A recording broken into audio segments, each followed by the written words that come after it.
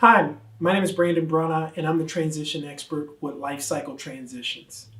What you're about to witness is an actual real life interview between myself and an actual client. You're going to get an opportunity to get her perspective as she explains how this made her feel physically, mentally, and emotionally, but you'll also get a chance to see what it's like as a transition expert putting all these different things together and doing it incisely. Over and beyond that, you also get an opportunity to see the real life, the truth, because it's real. These are real life scenarios that happen every single day. And you're going to have an opportunity to capture that emotion, to capture the imagination of what it's like to make these decisions, but to do it afraid, to do it scared, to do it nervous. And we want you to see the real life that all of our clients go through every single day. And at the end of this interview, at the end of this meeting, you're going to see an actual testimony from myself that really brings together why we feel that this is important for you to watch it. Thank you so much.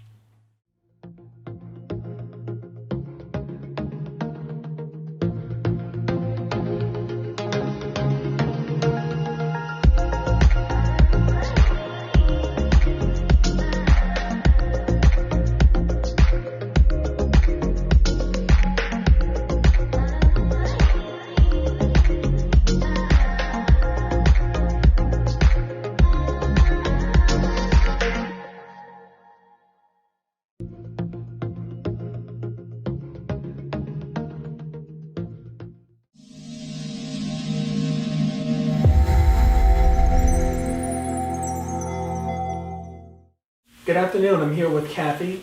Thank you so much for having the opportunity to sit down and have a conversation with me. You and I met, about 7 months ago. Yes. And you contacted us because you were going through a transition.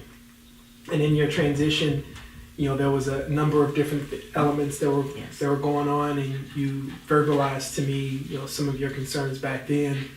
And I just wanted to have an opportunity for you to sort of tell your version of events. What transpired. How did we meet, and basically, what did we do to help you in your particular situation?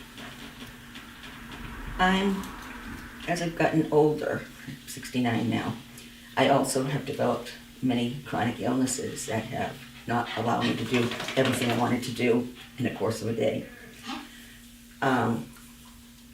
So I realized that things were getting away from me for years. So probably 2 or 3 years ago, I started just doing what I can, because I'm restricted to 2 hours a day of active labor, doing different things, cooking and walking, whatever. And so I started cleaning up the house myself, because I knew it was a mess, and it was dangerous. And my goal was simply to get 3 bags of trash out every week, because that's all that I sent to the city. And after a while, I knew it was beyond me. As we were getting on to that 3-year limit, I just knew I wasn't getting anywhere. It would take years to be able to clean it up myself. So I started looking into agencies to do a cleanup, looking to minimalize what I needed in the house, trying to cut down on things. But every time I would get somebody to come and see it, it was really expensive. Like the minimal was $8,000 to $10,000, and it went up from there. And they weren't going to do everything that I knew I needed. So I was just going through, I can't remember if it was a cleanup thing or whatever on the computer to see if there was anything else available. And I came across the company. And as I read it and went onto the website, it was exactly what I needed. Now, when do you think your house started to get out of hand? It was okay when I was working. How long were you in the home, by the way? I'm sorry. 22 years. 22 years. So, when do you think in the 22-year time period things sort of started to get out of your hands? I became disabled maybe 4 years after I bought the house. And I was really disabled. I had had some surgery on my leg, and I ended up with a paralyzed leg. So what did you do for work? I was a registered nurse, and I always wanted to be a nurse from the time I was a kid. So when I lost the ability to work, when I became disabled, I became extremely depressed because I wanted to get back to work. And I had worked even through an undergraduate and a master's program in my 50s to be able to go back to work. Mhm. And they just couldn't find anything that I could safely do. So, that would put you about 10 years ago, 15 years ago when that happened? Or? It was in 2004. 2004. So you think a lot of things, you went through some rough patches emotionally, and obviously your job was your purpose, it was a meaning, it gave Exactly. you a lot of reason to get up every morning. What was life like for you once that happened? What was the routine? There wasn't one. I could remember just sitting on the sofa, and I would feel this black cloud coming down over me. Mhm. And I just feel like I didn't deserve to be alive. I wasn't of any use. I didn't want people to have to pay for my care. I didn't want to have to get Social Security disability. That's not who I am. I supported myself from when I was 17 years old. So, and as I said, the doctor was calling me because he was really worried about what was going to happen. So I just had to find a purpose, and I was always into dog rescue and stuff, so I decided I was just going to get more into that. And that's what how I started with all of that. What was all the things that you started with? Well, I was doing rescuing at first, and then I started fostering them and rehabilitating them. So I had to learn how to do that so that they would be appropriate to go to a new home and be able to trust the home and not be afraid of people. So you work with the town, or? I worked with the town. I worked with some rescue agencies that were all over the place. There was one in Sudbury. There was the MSPCA. There was, it was a terrier rescue. There were all different kinds that I did. I would, they'd call and see if we can take a foster, and it would depend on what I had in the home. So how did this play a role with your home? Did you keep some of the animals in the home? Not usually, because the mindset when you do that is that if you keep an animal, then you can't bring in another one to foster. You only have so much room to be able to take animals in. And I had a lot of stuff when it began. When we moved in, the whole entire back room was filled with my stuff. And was it from another house, or? Yeah. Things I just carried over, Who did you share your home with? Just my son was there. I was divorced by then. Okay. So my son even didn't come in at first. He came in later because he was going to help me with the housework. And then I said you'd have to pay rent, something, so he was helping me financially too. So over a period of time, so you're not working at this point. Right. You're staying in this home. Your son eventually moved in with you. You were doing the animal rescue, which sounds like it gave you a lot of joy and a lot of purpose. It did. You don't think at that point you had an issue with the animals living in the home, right? No. So you were able to, at that point, compartmentalize, your passion with the animals, your home, and obviously the home that you shared with your son. At what point do you think things sort of became a little bit more difficult to bear in the home? Probably, I'm trying to think probably about 6 or 8 years ago. I realized I was getting further and further behind in what I was doing in the home, and I was just using the animals as an excuse because I could spend hours easily training them and socializing and stuff. Right. And I just didn't want to face what was going on. And it started getting more and more uncomfortable. And at the time, then I went to pick up a dog at the MSPCA. Instead, I went home with a parrot, my first parrot. Mm-hmm. And that set off a whole new love, because these gorgeous, beautiful animals that shouldn't be in cages type of thing. And Right. I'm the nurse, I'm going to fix them, Right. So you were able, so it sounds like to me you were able to take your passion of working in the healthcare field as a nurse, and now transfer a lot of that passion and joy and love into the animals. Yeah. And this puts you in 6 or 7 years into, a very challenging living environment. What do you think, when was the telltale signs that the house was getting to be a little bit more than you can handle? It was years ago, to be honest with you.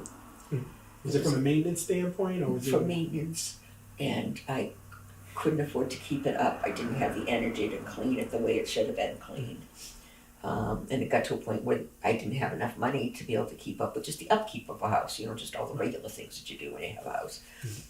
And I would just pray for no biggie thing to happen because I wouldn't have money to pay for it. An example is, while we were in the middle of doing all this, I had to have both toilets replaced. Yeah, I remember. So that went on the credit card because that's where I had money. So then I had a whole new worry because, I had good credit account and really only used them for emergencies type of thing. I didn't use them for meals like some people do or anything like that. But I had a hit 3 years ago too when I had to have part of the fence. To do the whole fence, it would have cost me $6,000. The whole back lot, that was the longest, and then there were 2 short areas. A couple of pieces had fallen over during winter. And so there was $3,000 gone right there because I just replaced that. The guy said, you can do that. And then the transmission went in my car a few months later. So it sounds like you're dealing with what most people who are on a fixed income deal with. Owning a home is great. It's a good investment. It's great until those unforeseeables occur. Exactly. Until the plumbing malfunctions, until the roof falls apart. Now that fixed income that you can rely on, that you can depend on, and you're balancing your medicine, your groceries, and the upkeep on the taxes. Now $6,000 for a fence is a very big deal. Yeah, and the transmission was $3,500 Yeah. on top of that. Oh, absolutely. All these financial uncertainties that obviously kept you up at night. And I started stress eating, and I wouldn't feel good because I would eat so much that I'd be sick. But I just didn't know how to control what I was feeling with everything. When you were in the home, would you classify your living environment as hoarding? Yes. And what would you say the things or the items you were hoarding?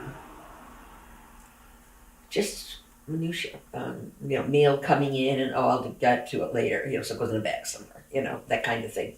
Those kind of things were happening. Got it. And I knew it should be done, but I was kind of powerless to know what to do or how to do it or who could help me with it when I started realizing that this wasn't anything that I could do by myself. Did keeping some of these things give you comfort? Did buying some of these things? No, because I wasn't really a buyer. I hate going shopping. Oh, really? Amazon is my best friend. Oh, really? So I get, cleaning supplies, bathroom supplies. Every once in a while, if I needed some clothes, then I would do that. But Kathy, Amazon can, online shopping in general, not just Amazon, can also often be very problematic for a lot of clients because they get that immediate gratification of the purchase, of the sale. And then there's also another psychological enjoyment with the actual shipping and the package arriving, right? You get this item that's being delivered to you by the postman or the FedEx guy, and you get to open up a gift. Yeah. Do you think you got any joy or instant gratification from that feeling a little bit? Not for the usual things that I bought. It was happening when I started to teach myself Asian cooking. You've been in the home, for 22 years. You were working as a nurse, and you decided that from whatever happened with your career, that you were going to transfer that passion of helping people to animal rescue. You acknowledged that you were struggling with some hoarding tendencies, and in that struggle with the hoarding tendencies, the home, over a period of time, became a little bit more than you can bear.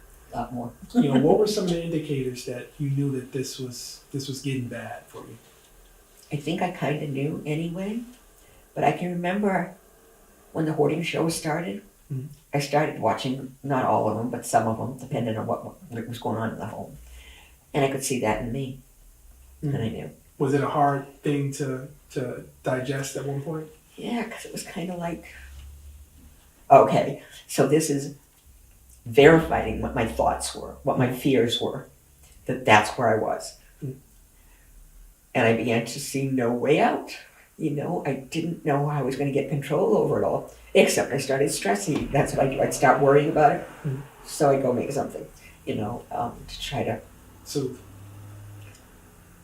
so was there anyone in your life that may have told anyone in your life at this point that told you that, look, Kathy, this is getting out of hand? But did your son ever vocalize to you that he had some concerns about the living environment? No, because he turned out to be a hoarder too, and I didn't realize that because he was in the basement for a while until he needed surgery, and then he recovered upstairs. So when I don't go downstairs very often, and when I saw it, I'm going, oh, geez. So you started to see some of your tendencies.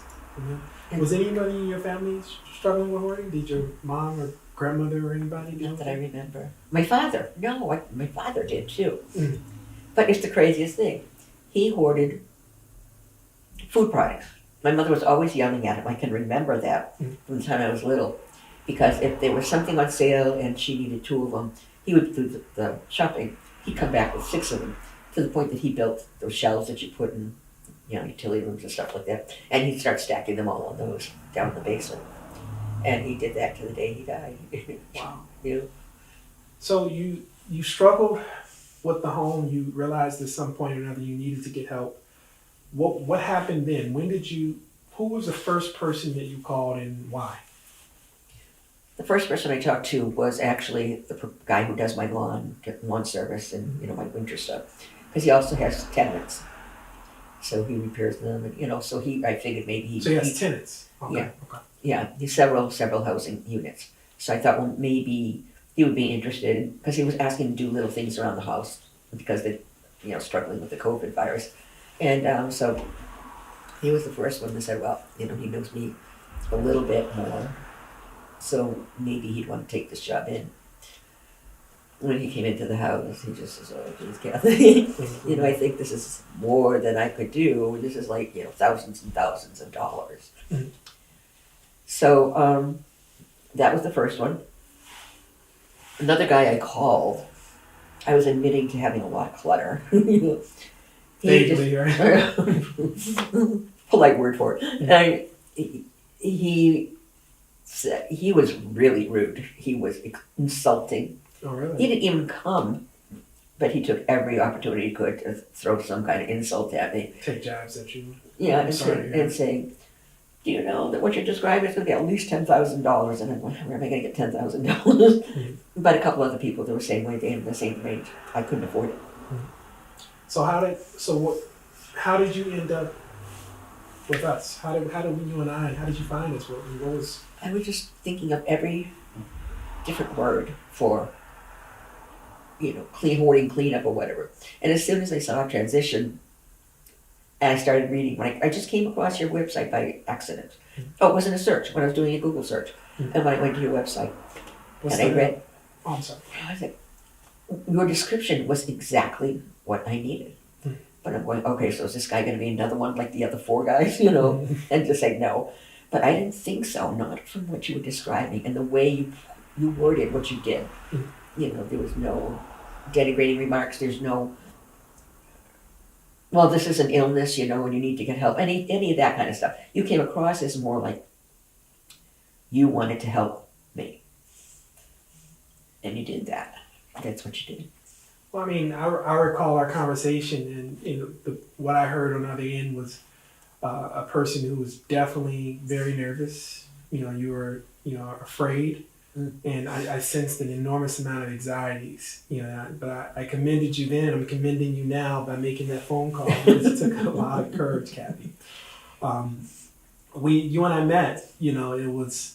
We agreed to come out to your home. I mean, the day before must have been a lot of jitters. Oh, yeah. I didn't sleep very well, and I saw you looking through. But again, you just kept your poker face. Mm-hmm. I didn't see the stuff like some other people were doing. When they walked in, when the firemen came in and had to replace the smoke alarms. Mm-hmm. They're looking around.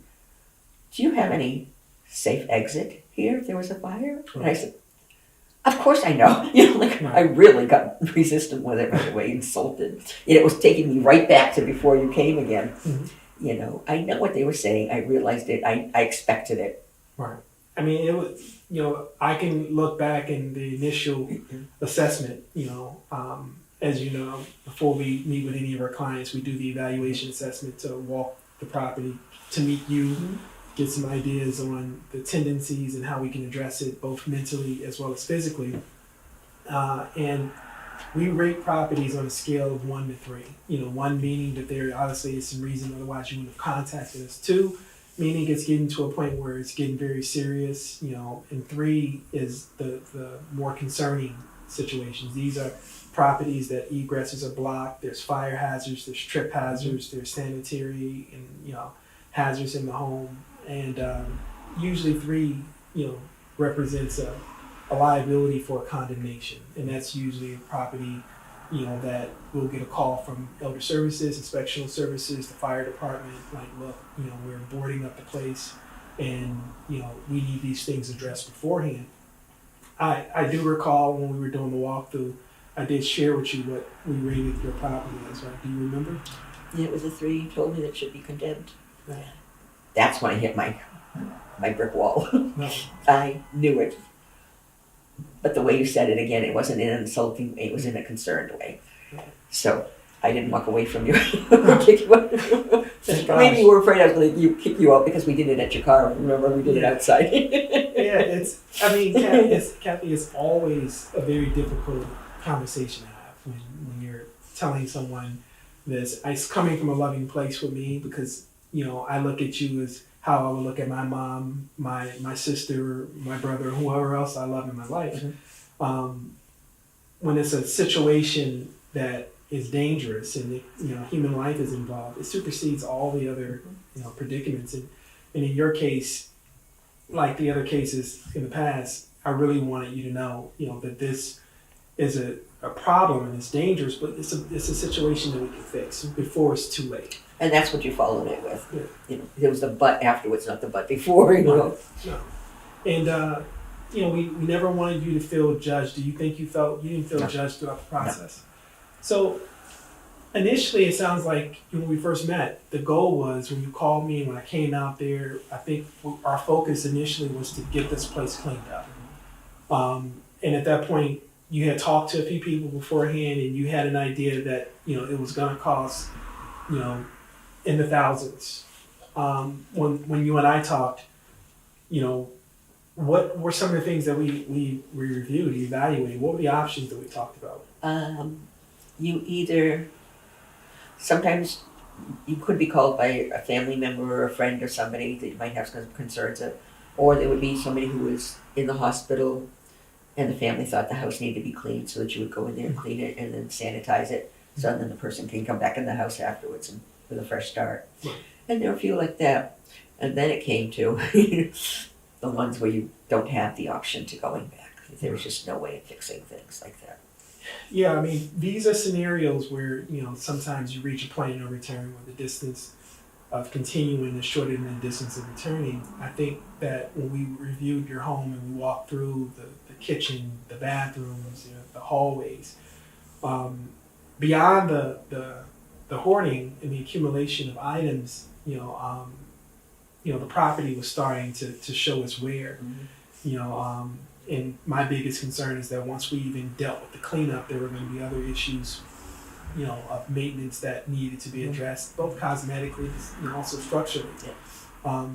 So the idea of giving you the evaluation of, let's address the repairs, the fix, the clean, and the whole 9 yards was one option. And I think, when we talked about that, what was your take on it financially?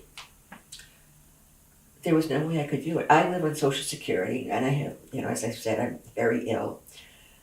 There's a very unusual month that I can afford to get all my medications for the month. Mm-hmm. But you weren't mentioning the money. You were coming in here looking around. Even the way you were looking around, when I think back, it was, I can remember when you came to the door. I stood there for a few seconds at the door, and I took a deep breath, and I said, Kathy, you got to do this. I knew I had to do it. But you were different coming in. And the first guy that I told you about that came in was taking pictures too. Mm-hmm. And so when you started taking pictures, mm-hmm. I don't know, because I was embarrassed. Here we go again, right? And I can remember I had been taking things off the table because I had this huge box that I was throwing everything in. And I pulled apart the box and the cardboard came apart. Mm-hmm. And I said to you, I immediately I thought, why did you do this? Because they were obviously mice droppings all in the concentrated area. There had to be nests or something there. Right. So I showed you that and took the camera and took the picture, and I was so embarrassed. But I just kept saying, you have to do that, because you weren't threatening. You were my. I felt like I didn't have to look anymore when you came in. Oh, thank you. That means a lot. For me, it was, we get the call when something happens, something's going to happen, and something needs to happen. And for me, it's either you're coming from a nursing home, you're coming from a hospital, you're in a home, and you want that house to be livable again and functional again. And as you know, with clutter eliminates functionality. So when we went into the situation with a focus on, let's try to get the place livable again, comfortable. Let's get rid of the hazards, all the safety concerns, and let's make this house functional. And then when we looked at the numbers, those were some things that concerned you, because financially, being on a fixed income and things being already tight, there wasn't a likelihood that you were going to be able to do that, because you were already barely sustaining in the home as it was. Right. Take me down the emotional process for you. I mean, you had the home, you realized that there was hoarding beginning to form. You and your son are living in this home, but from a financial standpoint, you're barely holding on, and you're trying to figure out how exactly you're going to get check to check, month to month, keep up with your monthly expenses, but also pay for your medicine and things of that nature. But you have pets, right? And I know from my experience in working with clients in similar situations, they're very reluctant to contact people and notify people because they're afraid that their pets are going to be compromised or taken. Absolutely. Was that a fear of yours? Yeah.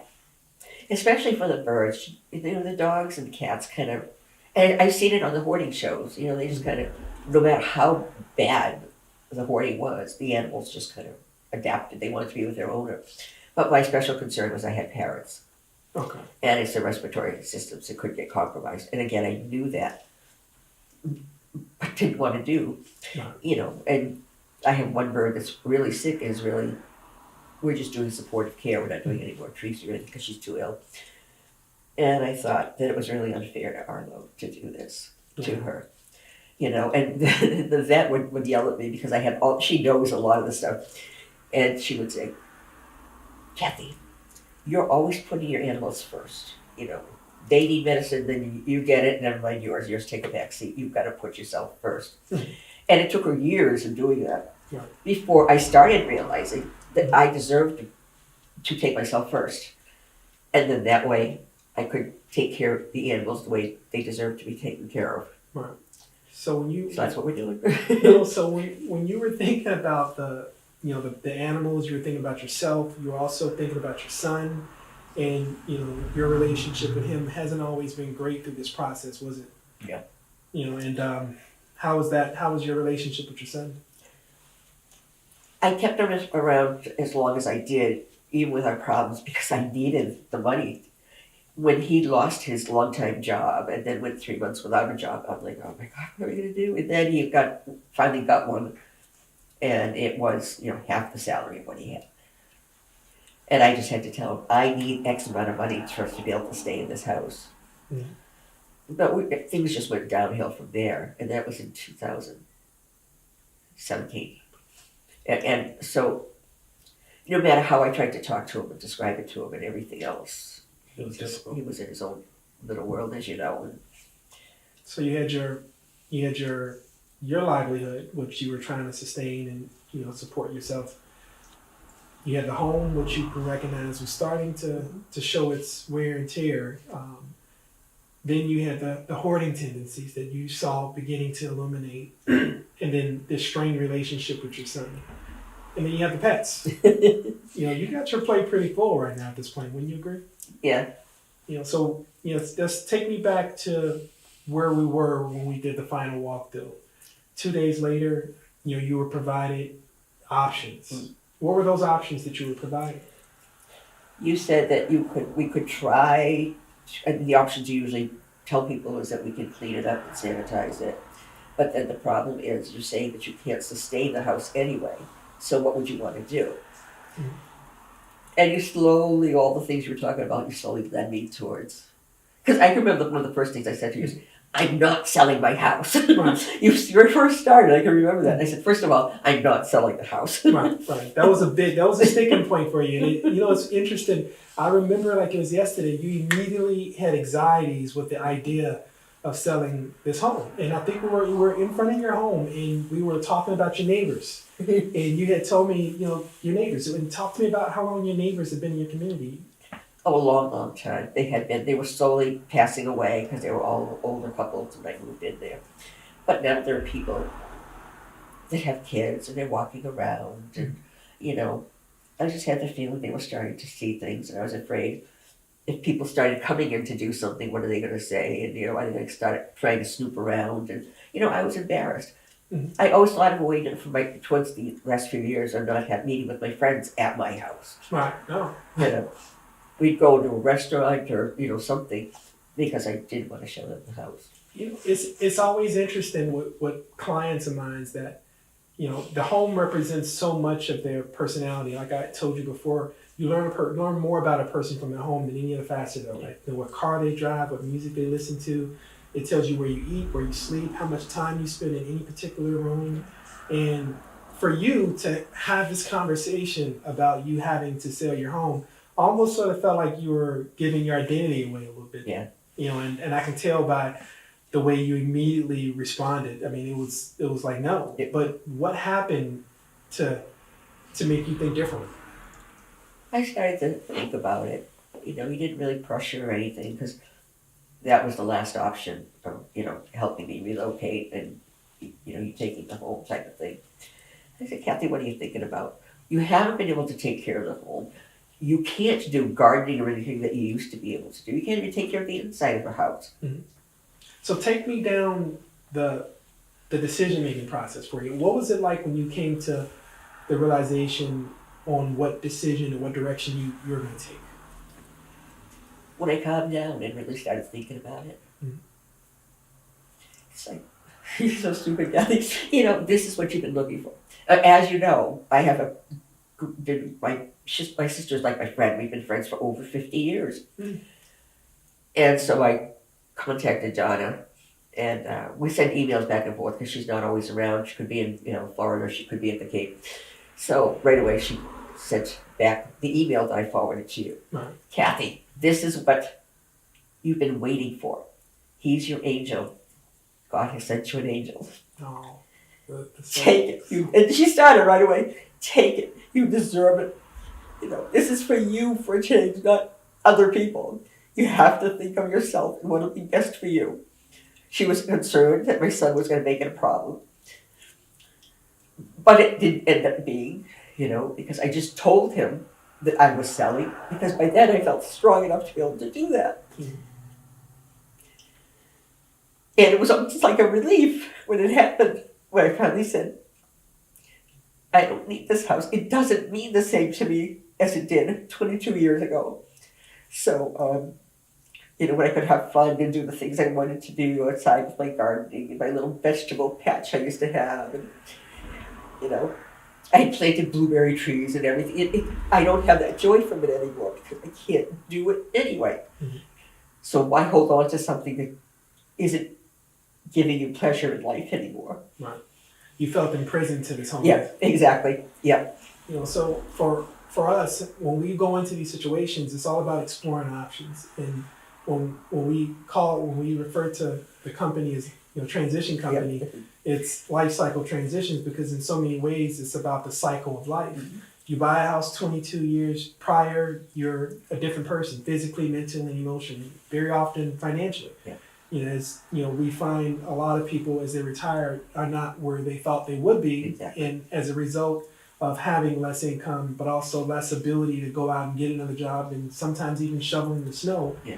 The sustainability factor plays a role in what decisions make the most sense. You have the attachment to a home that you've had for 22 years. You kept up with the mortgage. You shoveled the snow. This home gave you a great deal of pride, and I understand how and why, but at some point, you have to come to the realization, and it sounds like you were getting there when you realized that you have to let go sometimes to hold on. Exactly. And you were holding on to what at this point? I think it goes back over my career, my life, and everything else. I was always helping other people. Mm. I was always trying to keep doing the right thing, and that kind of stuff. And I think before we had our conversations, you finally gave me options. I didn't have options before because I didn't know what I needed to do to have options, and nor could I afford to do anything. So you felt empowered at this point? Yeah. And that was my biggest focus, is that anyone can come to you and give you bad news. Yeah. They can, we've all been in the auto body shop or the mechanic shop or in the hospital and waiting on those results from the doctor or the lab results, or, to find out if the mechanic can save your engine. I never want a life cycle to be about demanding or forcing people to make decisions. Instead, I wanted it to be about empowering you to know the options and know what each option represented, monetarily, emotionally, physically, and everything in between. In your case, we had option one. Let's clean the house out, let's dispose of things, and just get you back in the home. Option two was, let's see about fixing the house up, because, you can sell it on the market and we can renovate it, we can update the kitchen and do all the things so that, comparatively speaking, your house will sell for what the other house in the neighborhood sold. And then it was option three. And option three was the home rescue program. And that consisted of, finding a distinct buyer that would be interested in the home, amongst, all the investors that we work with, finding you a new home, locating you a new home, and moving you into this new home, and trying to do this in a really reasonable amount of time. Tell me one, what decision of the three did you choose? And The why? third one. And why? Because I knew the other ones. I would end up staying in the house anyway, realistically, because I can't keep it up. So I realized that, I was going room to room, not like that day you were there, I think it was like a couple of days later, looking at what would need to be done, not just cosmetically, but, at the home. That's when I really came to the decision that the home doesn't mean anything to me. And that was a breaking point for me, because that's why now I can do whatever you say I have to do, because it doesn't mean anything in my life anymore. It wasn't what it was, 22 years ago. Right. So you came to this realization, you felt like option two now, option three was a direction that you wanted to go, but tell me a little bit about your option three. Where did you decide you wanted to go? That was funny. It was a good conversation. You were saying to me, think of anywhere, well, except Alaska and Hawaii, but anywhere in the United States you want to go. So I'm thinking all the shortage of money. I mean, that's still my mindset. Mm-hmm. And I thought, I could go to New Hampshire, they have to taxes. I said, Kathy, anywhere in the United States, you're still going to be in the cold weather and all the other stuff. Okay, so I said, well, I got a friend that lives in Florida, but, there are reasons why that would be realistic. And so then you started with Texas and different areas of the country that might be interested in. And that's what I said to you.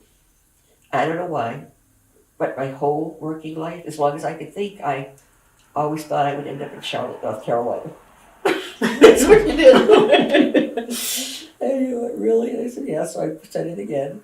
And he goes, well, I guess it's Charlotte, North Carolina then. So that was a decision, right? So we at this and point, it was as simple as that. It was as simple as that. It always amazes me when people think that there are limitations or restrictions on making choices. I mean, as we know what we're all dealing with the COVID right now. A lot of people are working from home. And we're starting to see that people are now having the freedom of not necessarily having to be close to work anymore. So people are now relocating across the country, even out of the country. And in a case like yours, I felt like all the things that kept you in the community, all the things that sort of kept you tied and bound and imprisoned to this home. If it weren't the home, there was really nothing, because your son at this point, he was an adult, he's older. Your grandkids were moved on and moved away, and when you go through that process of elimination, wasn't it surreal to realize that there was nothing really holding you back. Exactly. And when I came to that realization, Mhm. that too was just like a moment when all of a sudden I said, no, I don't want this anymore. I really don't. I haven't for years. I just had to face that in myself. I felt that for you that day. I remember it like it was yesterday. We were sitting in the driveway and we were going through your neighbors. This neighbor had been there for 20 years. That neighbor had been there for 30 years. This one had passed on and this one had passed on. Or this friend had moved away and that friend moved away. And all the things that often keep us sort of boggled down, there was nothing holding you back. Nope. I have no family left. I have my son, but Mhm. like we said, he moved into his apartment and finding out that he enjoys it. Right. Go figure. But But that's so kind of really like, was nothing holding me back.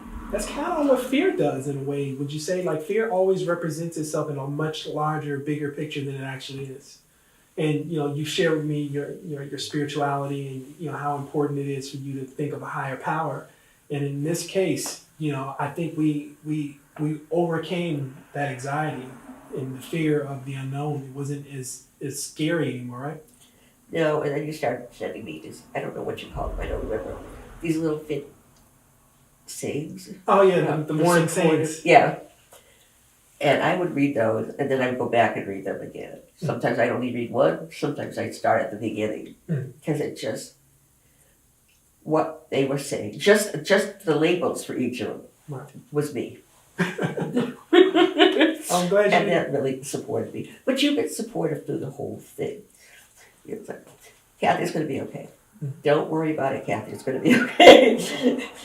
Then Kiana would start saying, Kathy, everything's going to be okay. I said, you've been around him too long. Because she's helping me pile through everything. She's going, I'd start having, like, when I was with you out in that car like that, outside near your car, I went into a full-blown panic attack. I never had that before. It took me a while to recognize what it is.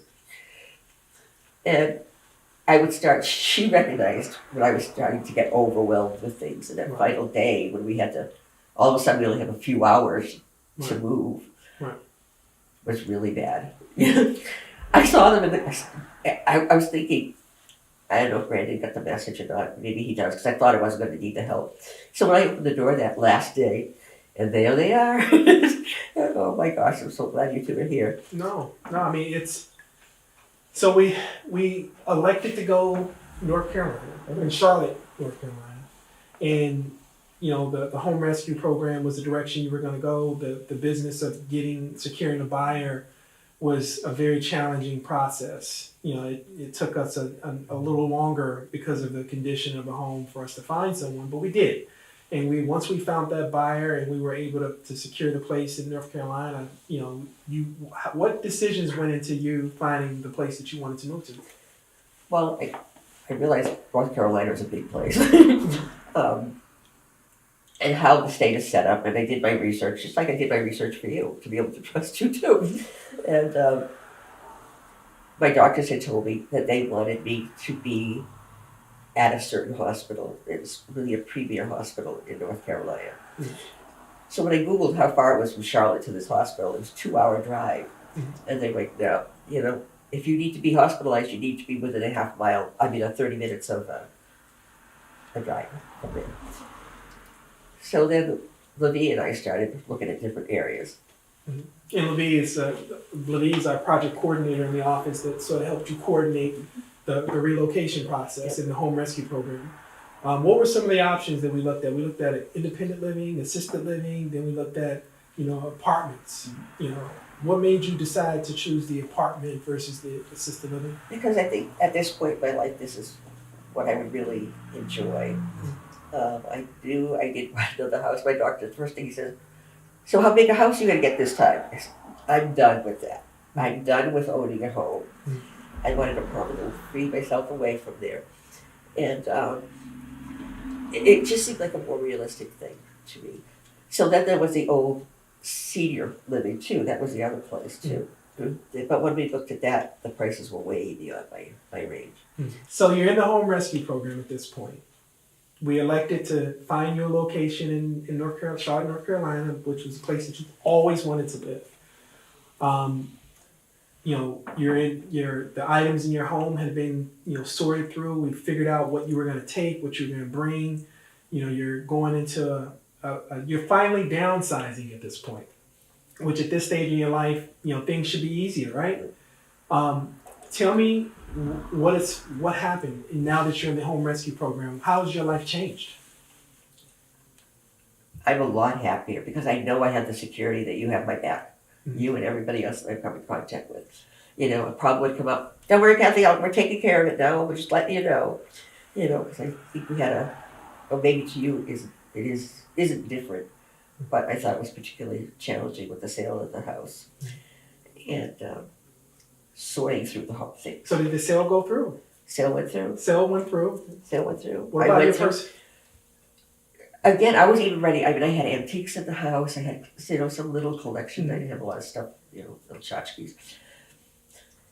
And there were some tough decisions I had to make, about what I was going to do with everything. And it finally came down to, because you guys would keep saying, well, you can always buy it again. And I'm thinking still the money part of it. How am I going to afford to do this? Mm-hmm. I finally decided if I wanted to truly let go, I had to let go of everything. Mm-hmm. And limit myself. Like you started by saying, minimalizing, Kathy. Just what I was going to fit in your trunk of your car. I remember I said to you, I had a Ford Focus. Oh, well. And the animals are going to take up the cabin of the car. But we got through all of that, and, just got down to a few boxes. And then you guys got creative in getting it shipped. So when I go down there, I didn't even take any furniture. It's going to be a totally new life. How do you feel about this new life? I'm excited for it. I think that I've been waiting for that for years and years and years. And again, I just didn't know how to get out. I could picture what it would be like if I didn't have all this stuff around me. And, probably at that point, even I was thinking of getting rid of the house because I can't take care of it. Right. And it was costing me a lot of money to have caretakers to do the lawn and snow plowing and the gardening and stuff. And now I'm looking forward to it. And, to think now within days of relocating, I just talked to the apartment manager last night again. And she also was also, I understand, Kathy, we'll be here for you type of thing. And she knows it's been a difficult process. It's been a long time since you've had those jitters of excitement about a new journey. It's been a very long time since I've had a different journey. But you've done it. You've always, if I ever had any misgivings or I started really obsessing about something that I was worried about, and I'd call you or I'd email you and you'd say, we got you, Kathy. I'll always remember, I got you, Kathy. Don't worry, I got you. And then Kiana started saying it. I got you, Kathy. We'll be here. You ever need anything? You guys have all been wonderful. Well, I mean, for us, it was a measure of setting a plan and being realistic. I wanted to lay down all the cards. I wanted to map out a plan from A to Z and then be realistic about it. Kathy, this is what's going to be required. This is what we have. This is the budget. This is the limitations. But this is what we can do, and let's focus on that. And to get us to a point where, you're at a place where I think before you were nervous, you were hesitant, you were reluctant. You did your homework on me. You did your homework on the company.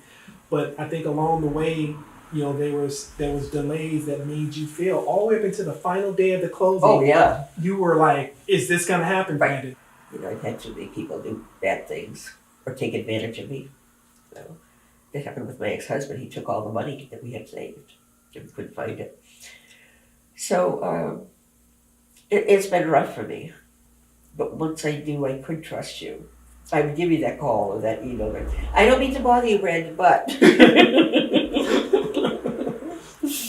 you never said I did. You never said, well, I was in the middle of this or something. You never bothered me. And honestly, I'm going to be honest, as difficult as this project was and how many different angles we had to go about getting things done, you were the difference. Because usually the client's attitude, they're not always 100% there. They're battling some form of handicap. In your case, your positive attitude, you were always willing to take the phone calls. If the office needed to get you for scheduling purposes, if we needed to get your signature on something, if we needed you to talk to the apartment, if we needed you to talk to the assisted living, the moving company, if we needed you to schedule for the smoke or the city or the inspections, you were readily available. And I could not have done my job My team could not have done their job unless you did your job. Thank you. So you were amazing. And Thank you. and listen, I take my hat off for you. It took a lot of courage for you to one, contact us, two, allow us to come into your life, and three, to even be here right now. I mean, right now, you have no idea how many people out here are dealing with a similar situation as yours. When you add the all these different scenarios and circumstances and involved in the equation when a person needs to relocate or downsize or transition or adjust to a living situation that's unbearable, there's a lot of embarrassment. You were the difference. So trust me, as much as you want to give accolades to us, I give accolades to you. Well, you don't know how many times when those firemen came in, or when somebody else had to come in, or the buyer wanted to come in for the night. I'm just like, Right. every time I'd be, what are they going to do when they see the house? I'm so embarrassed. So I asked you about. So every time they came, when they started giving me garbage, I'd say, Brandon said, if you have any questions, he's got it, and he'll gladly talk to you. And then they back off. Right. And that was like one of the things I told you. I said, I will protect you. I will not let anyone disrespect you. I will not let anyone that was a big berate you. Yeah. And throughout this process, when we felt like there was something that needed to be done differently, we did everything in our power to do so. And I accredit that to just making sure we were on the same page. We both communicated. I told you, look, if you have a problem, let me know. I told you, listen, this person, that person, let me know if anything occurs. You stayed on top of everything. You gave me the information I needed to be what we needed to do. Yeah, because you did tell me, don't let anybody in the house. I call you first before I'm expecting somebody in the house. Don't let them in. I didn't want any looky-loos. I didn't want anyone to come in and embarrass you or make you feel any kind of discomfort. So that was important to me. You're in the home rescue program. It's not the witness protection. Let's be clear. Oh, yeah, that was the other thing. Think of it. What was the senior witness protection? Yeah, like the witness protection. It was like that's what this is. And for you, it was like we're starting this over. It's scary. It was exciting. It was all these different emotions in one. And I'm just pleased and blessed to be a part of this transition with you. I'm pleased that you shared your story today. I'm pleased that we're gonna see you through. You're days away from at this point moving into your new home. Yep, my apartment's waiting down there for me. And I've already made it a plan to personally come down to Charlotte once things get a little better, to come visit you and to make sure everything is the way that it needs to be. And once again, thank you again from the bottom of my heart. Well, I told all you guys. And when I had to move to Durham, it's like, I don't know. Charlotte I've been looking at for a long time. So would you say this was a successful transition? Absolutely. Wonderful. It's taken a lot of months and a lot of time. I never thought, nobody's ever stood up for me like you have. Thank you. And it was more than the job to you. Thank you. You care about the people. Thank you. And the animals. Thank you so You much. got a little creative sometimes hiding the animals, but just to protect them too, because you knew they were important. And I'll mention there are a lot of hoarders that have a lot of animals too. Thank you. Thank you so much. Hi, my name is Brandon Brownab. I'm the transition expert with Life Cycle Transitions. What you just witnessed was an actual transition with one of our clients. Something that I know all too well. See, over the past 11 years, I've transitioned over 500 clients. I get the call when something happens, something's going to happen, or something needs to happen.